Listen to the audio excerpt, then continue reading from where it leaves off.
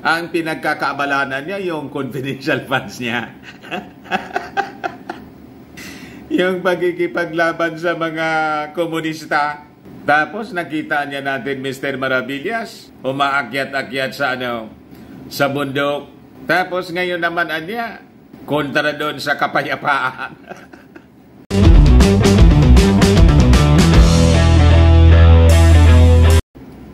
Ito mga kababayan, yung kalunos-lunos na balita ngayon. Ano yan, Mr. Maravillas, na kalunos-lunos na balita?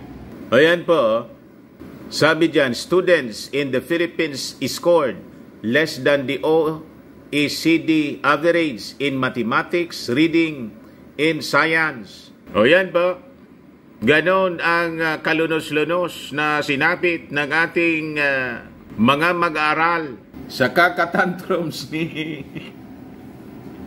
Inday sa pagtanggal ng kanyang confidential funds at pakikipag-away kay Tambaluslos. Kalunos-lunos ang sinapit ng ating bayan, mga kababayan. Para inyo, Mr. Maravillas, gusto ko nang pumaboran niya doon sa naging panawagan ng spokesman dati ni Lenlen na si Barry Gutierrez na mag-resign na si Inday sa DepEd bilang secretary. Ako din, mga kababayan, may panawagan si Barry Gutierrez. The other day, hanapin ka pa. Ayan, kahapon to, Sara Duterte must consider resigning as DepEd chief. Sabi po ni Barry Gutierrez, dati po, pag nagsalita itong si Barry Gutierrez noon, naiirita tayo.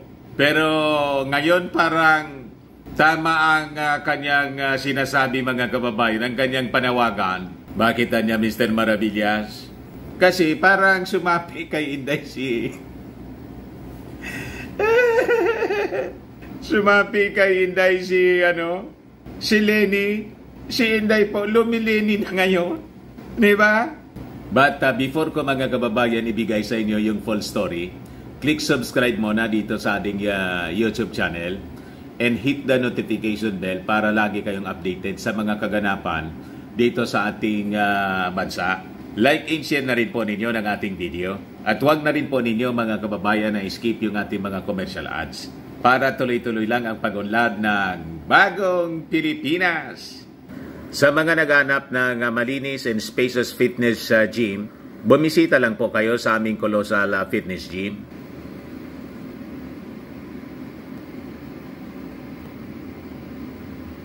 We also offer Grab car rental with our brand new 2023 model ng Toyota Innova. We also accept booking for those who are planning to travel via PAL, Cebu Pacific, and other airline companies, local and international. And bills payment po for Meralco Bills, PLDT, etc. Ang Colossal Fitness Gym is located at 3rd floor, Security Bank Building, Landco Business Park, Legazpi City, Albay. For inquiries, look for Gilon Maravillas. Contact number 0966-802-0949.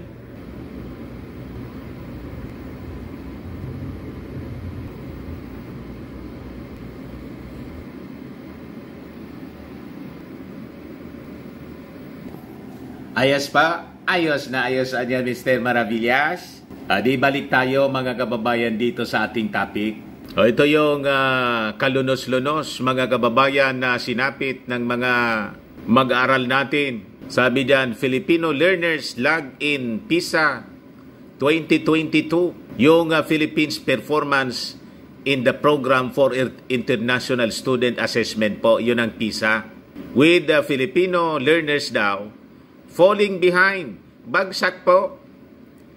The Organization for Economic Cooperation and Development, OECD, average in all three assessed domains, mathematics, reading, and science. Ano man niya, Mr. Maravillas, yung secretary ng DepEd, iba man yung pinagkakaabalahan Ang pinagkakaabalahan niya yung confidential funds niya.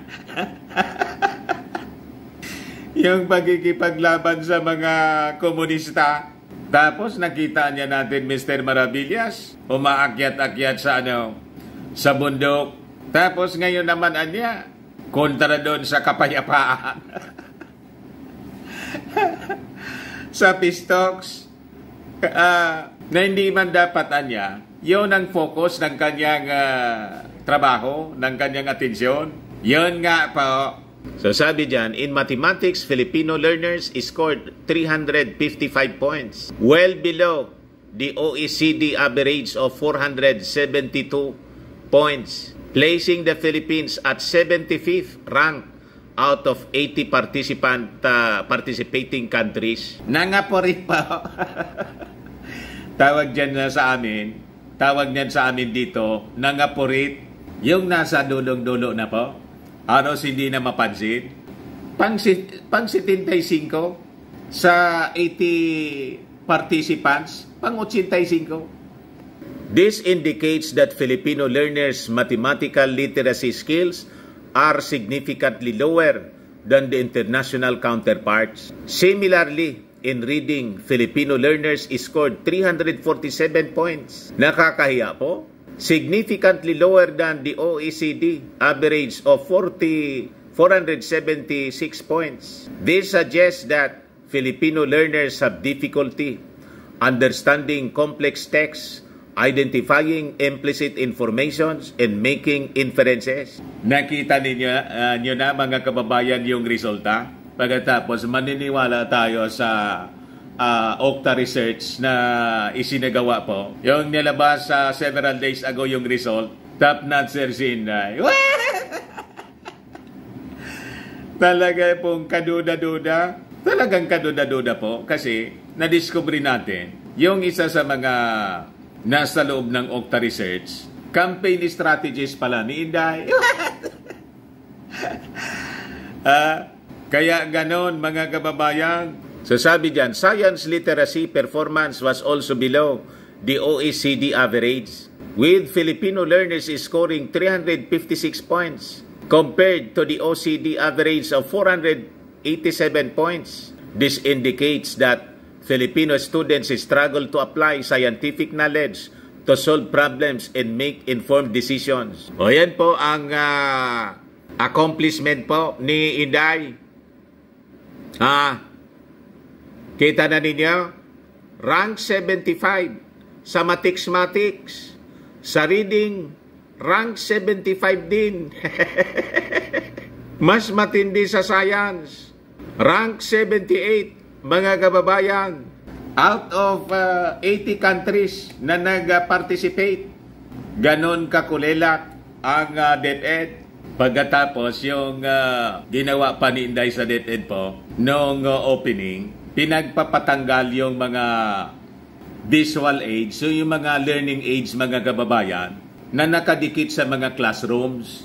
Na yun sana,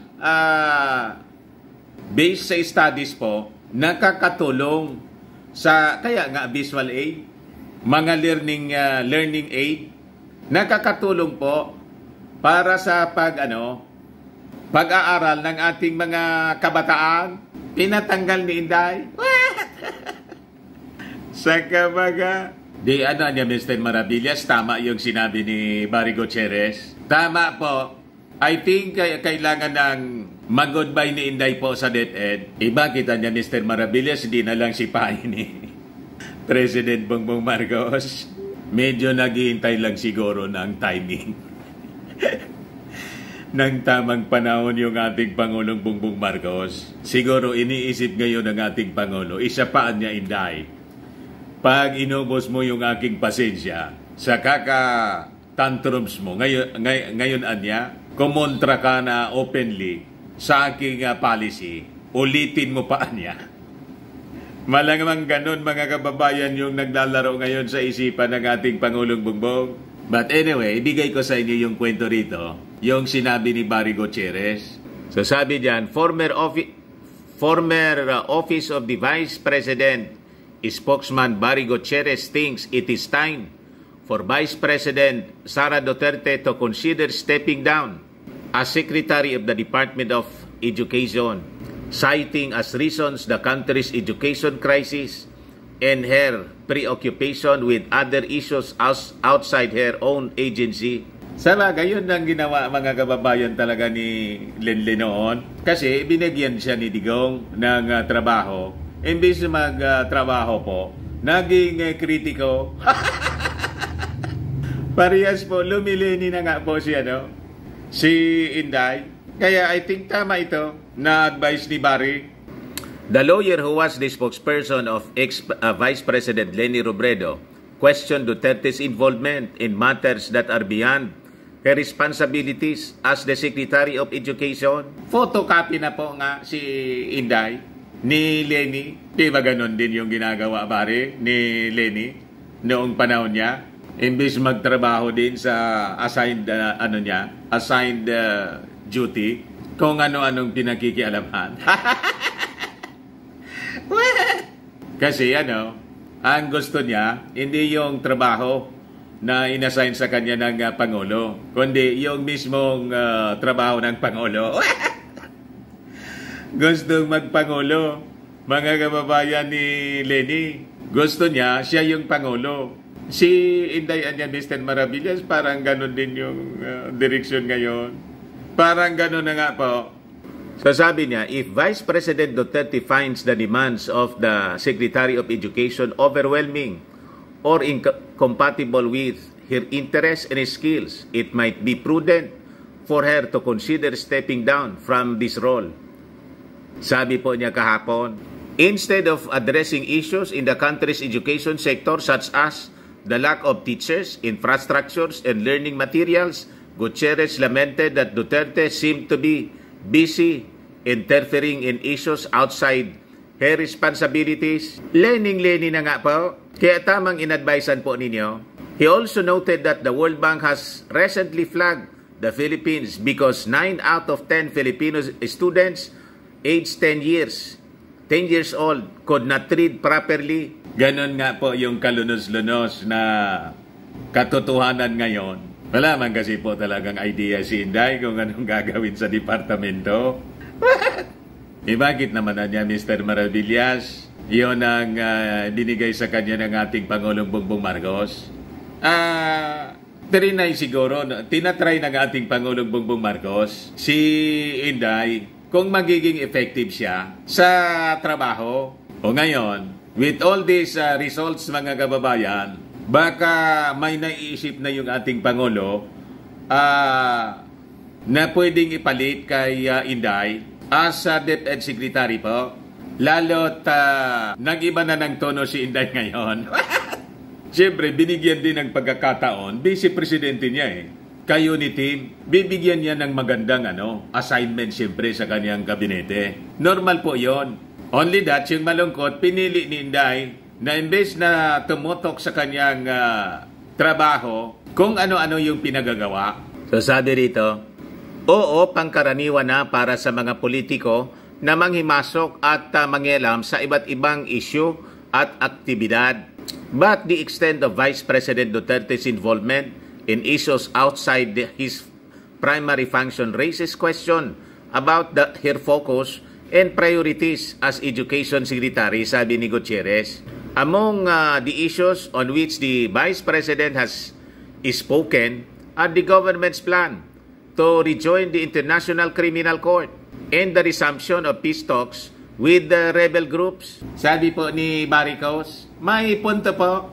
Gutierrez also criticized Duterte for actively greeting China during its founding anniversaries, for attending ribbon-cutting ceremonies hosted by private companies. The Vice President has also reached out to the Department of Justice appealing for it not to cooperate with the ICC, a bid to look into the results of the war on drugs waged by her father, former President Rodrigo Duterte. Doon na niya na ubos na lang yung oras ni Inday sa mga bagay-bagay na hindi man kasama sa kanyang function as DepEd Secretary. Sabi pa rito, On Monday, December 4, she also called the Oslo Joint Communique, which signals the resumptions of the peace talks between the government and the communist rebels as an agreement with the devil. Ganon nga po mga kababayan. So I think first time na I will agree dito mga kababayan sa sinabi ni Barry Gutierrez. Diretso na lang po ni Inday yung kanyang pinagagawa ngayon. I-embrace na niya, sundan na niya mga kababayan yung ginawa ni Lenny noon. Hindi man kasi din kaya ni Lenny yung trabaho. Mas madali po yung dumaldal kasi. O di maging critic na lang. Then natapos mga kababayan yung yung term hanggang sa dumating yung election na period, election time, tumakbong Pangulo, talo. Parang ganun din na niya, Mr. Maravillas, ang sasapitin ni Inday. Malamang po, mga kababayan, parehas ang pattern po. Pati nga po mag-speech si Inday sa si Lenny, magkapariho po. Di ba? Magkapariho niya, Mr. Maravillas, mababaw po. Ang pagkakailaba lang po sa ending ni Inday sa kanyang speech, syukran. Yan lang ang pagkakaiba kay Lenny. But anyway, yan man lang po, mga kababayan. Abangan na lang natin kung pakinggan ni Inday yung advice ni Barry Gutierrez. Mag-resign ka na lang niya as secretary ng DepEd. Kasi napabayaan mo na. Napapabayaan mo lang niya. Wala ka mang focus sa trabaho kung ano-ano yung mga pinangingialaman mo. O baka, mga kababayan, gusto lang ninyo itong itry. Firmax Firming and Lifting Cream. Pinapahid po sa mga pulses and affected area. Mainam po sa paninigas ng mga kaso-kasuan. Ito naman po, Automax Radiant Serum. Sa mukha naman yung application. Anti-aging po siya. You will look 10 years younger than your age. Sa mga cancer patients naman po, baka lang gusto ninyo itong itry. Ningxia Red Mix Fruit Drink. Hindi man po siya gamot, food supplement siya. Kaya lang, gawa siya mga kababayan sa goji berry. Yung goji berry may anti-cancer properties. Ayos? O yung mga inquiries ninyo, dumiritso na lang kayo sa aming messenger sa Facebook para masagot namin agad. Ako po si Dante Maravillas. Bye-bye po. God bless.